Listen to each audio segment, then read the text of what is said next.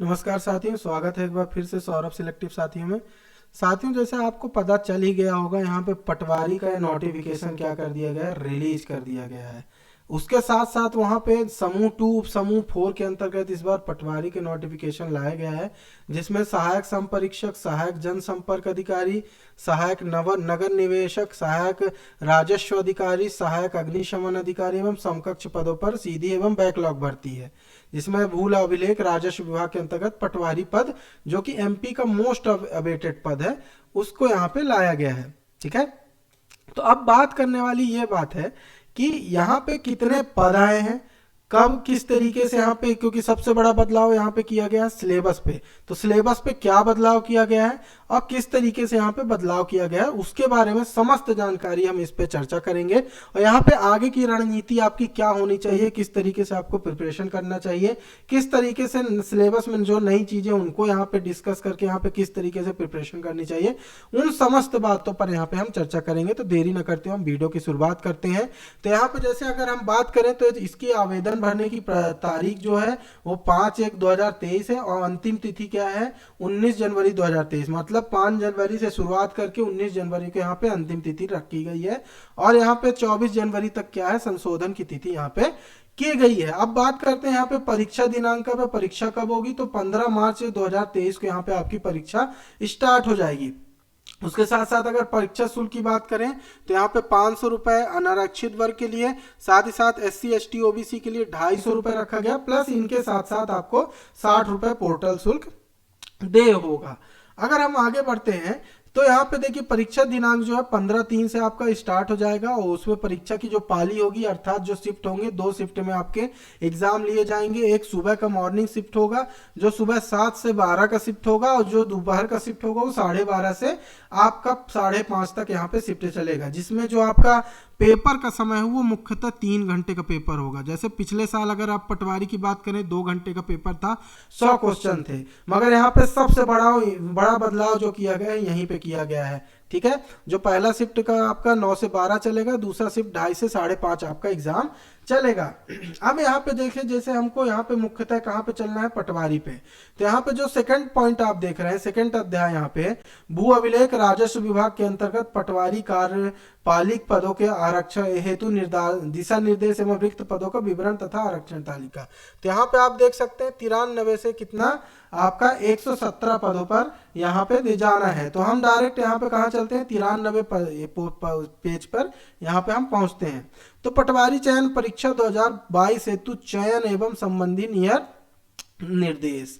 तो सामान्य अगर हम बात करें तो यह निर्देश उन समस्त आवेदकों पर लागू होने होंगे जो भू अभिलेख राजस्व विभाग के पटवारी के पद हेतु चयन परीक्षा 2022 में आवेदन करेंगे।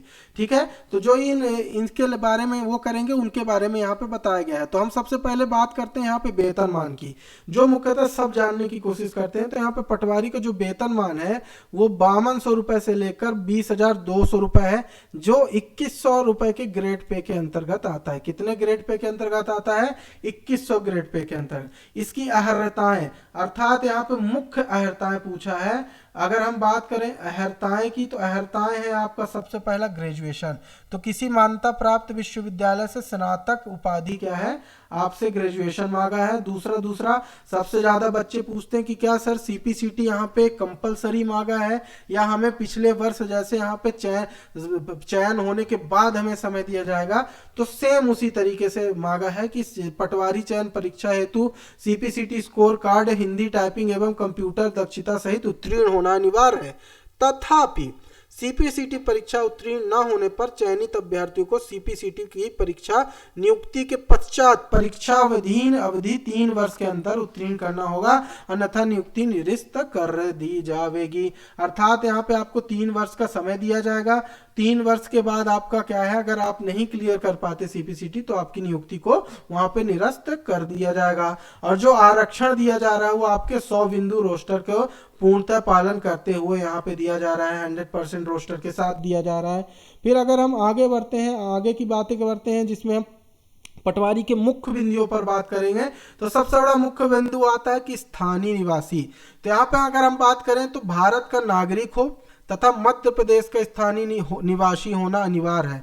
अर्थात यहाँ पे मध्य प्रदेश के बाहर रहने वाले अर्थात अन्य स्टेट के छात्र यहाँ पे मध्य प्रदेश पटवारी का एग्जाम फॉर्म नहीं भर सकते हैं। यहाँ पे इस बार क्या किया है कि मध्य प्रदेश के मूल निवासी के लिए यहाँ पे मूल निवासी अर्थात यहाँ का मूल निवास प्रमाण पत्र होना यहाँ पे आपके पास अनिवार्य रखा गया है। वहीं अगर हम आयु सीमा की बात करें तो अभ्यर्थी की आयु सीमा जो गणना की जाएगी 1 जनवरी 2023 से निर्धारित की जाएगी, जिसमें अगर हम बात करें अनरिजर्व्ड के लिए तो 18 से 40 क्या है निर्धारित की गई है सीमा, और जो SC ST OBC वर्ग है उनको 5 वर्ष की आयु की छूट दी गई है, जिसमें 18 वर्ष से लेकर 45 वर्ष तक के बच्चे यहाँ पे जो यहाँ पे एग्जाम फॉर्म भरना चाहते हैं वो यहाँ पे भर सकते हैं। अगर हम आगे बढ़ते हुए अन्य तथ्यों की ओर बढ़ते हैं, जिसमें हम आगे चल के जिलेवार यहाँ पे देखेंगे कि जिलेवार यहाँ पे किस तरीके से कितने पोस्ट रिलीज किए गए हैं,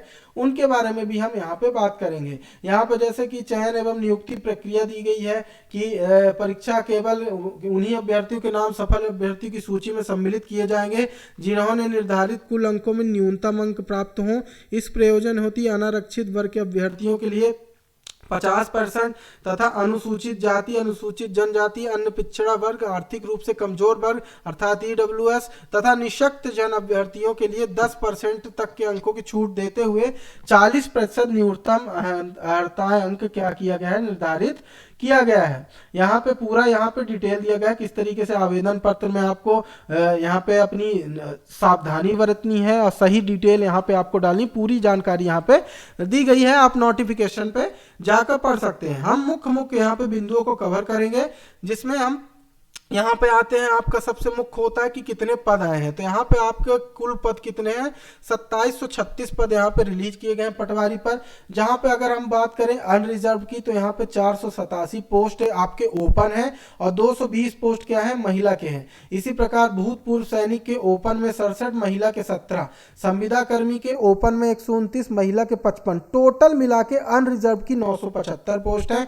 इसी प्रकार EWS की आप देखेंगे तो इसी तरीके से डिस्ट्रीब्यूशन दिया गया आप देख सकते हैं जाके, और टोटल EWS की 923 पोस्ट, आपके SC की कितनी पोस्ट है 337 पोस्ट, आपके 586 पोस्ट किसकी हैं ST की हैं, 615 पोस्ट यहाँ पे OBC की रिलीज की गई हैं, टोटल मिला के 2736 पोस्ट यहाँ पे रिलीज की गई हैं। वहीं अगर हम ओपन पोस्ट की बात करें ओवरऑल की तो 1429 पोस्ट ऐसी हैं जो ओवरऑल ओपन पोस्ट है, वहीं महिला की 621 पोस्ट टोटल यहाँ पे लाई गई हैं। अगर हम आगे बढ़ते हैं और यहाँ पे मुख्यतः जिलेवार देखते हैं तो हम सिर्फ यहाँ पे मैं पद बताने वाला हूँ। तो देखिए श्योपुर में कुल 17 पद है, और अगर इसका डिस्ट्रीब्यूशन भी देखेंगे तो यहाँ पे ओपन में 2, महिला में 2, यहाँ पे और यहाँ पे आप मुख्यतः देखिए कि यहाँ पे जो EWS वहाँ पे रेड मार्क मैंने करके रखा है वो मुख्यतः 0 है, एक भी पोस्ट श्योपुर पे नहीं है। तो आप जब भी फॉर्म भरिए तो ये जरूर ध्यान दे के भरिएगा कि कहाँ पे आप जो काउंसलिंग करेंगे जिलेवार, क्या वहाँ पे आप EWS भर सकते हैं कि नहीं भर सकते हैं, SC भर सकते हैं कि नहीं भर सकते हैं, अपनी कैटेगरी में आपको कितनी पोस्ट दी गई है, इन सब चीज का आप एक लिस्ट बनाइए, उसके बाद आपको यहाँ पे फॉर्म भरना है। तो यहाँ पे हम आगे बढ़ते हैं। मुरैना में कुल 7 पद है, शिवपुरी में 29 पद है। आगे बढ़ते हुए अगर देखें तो गुना में आपका 33 पद, अशोकनगर में 26 पद, दतिया में कुल 3 पद है, उज्जैन में आपके 23 पद है। आगे बढ़े तो देवास में आपके 18 पद हैं। अगर मैं बात करूं सबसे ज्यादा पद की तो शायद तक बालाघाट में 200 के ऊपर है, आगे हम चल के देखेंगे ही। तो रतलाम में आपके 49 पद हैं, शाजापुर में 32 पद, आगर मालवा में 76 पद हैं। आगे बढ़े हम देखें तो मंदसौर में कुल 75 पद हैं, नीमच में आपके 58 पद रिलीज किए गए हैं, इंदौर में कुल 12 पद हैं। बाकी आप यहाँ पे नोटिफिकेशन डाउनलोड करके आप यहाँ पे डिस्ट्रीब्यूशन देख सकते हैं। पटवारी आपका धार में कुल 104 पद है, झाबुआ में 13 पद हैं, अलीराजपुर में 21, खरगोन में 100, बड़वानी में 100 आपके दिए गए हैं, खंडवा में 76, बुरहानपुर में 37, भोपाल में कुल 13 पद है, सीहोर में 24 पद है, यहाँ पे रायसेन में कुल 21 पद है, राजगढ़ में 47, विदिशा में कुल आपके 44 पद, बैतूल में कुल 60 पद हैं, आपके होशंगाबाद में 25 पद, हरदा में 42 पद, सागर में कुल 63 पद है, दमोह में 27 पद है, पन्ना में 51 पद है, छतरपुर में आपके कुल 57 पद है, टीकमगढ़ में कुल 53 पद है, निवाड़ी में कुल 20 पद है, जबलपुर में 25, कटनी में 34, नरसिंहपुर में आपके 21 पद, छिंदवाड़ा में कुल 148 पद है, सिवनी में 127 पद, मंडला में 52, डिंडौरी में आपके 88 पद। यहाँ पे देखिए बालाघाट में आपके कितने हैं, 208 पद हैं। ठीक है, तो आप यहाँ पे आप डिस्ट्रीब्यूशन आके देख सकते हैं। रीवा में 218 पद यहाँ पे आप देख सकते हैं, 218 पद, 208 यहाँ बालाघाट, रीवा में 218, अर्थात रीवा में सर्वाधिक पद है।